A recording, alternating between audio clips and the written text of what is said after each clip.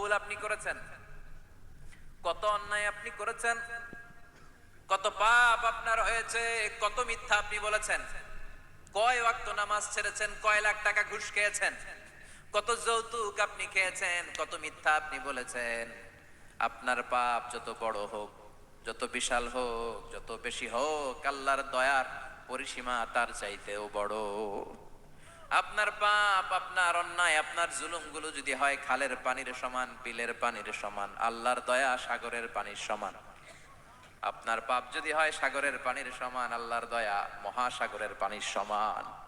আপনার পাপ আর অন্যায় যদি হয় পাহাড়ের সমান, আল্লাহর দয়া আকাশের সমান। আপনার পাপ যদি হয় আকাশের সমান, আল্লাহর দয়া আরশের সমান। এজন্য আল্লাহ বললেন, ইয়া আইয়ুহাল্লাযীনা আমানু তুবু ইলাল্লাহি তাওবা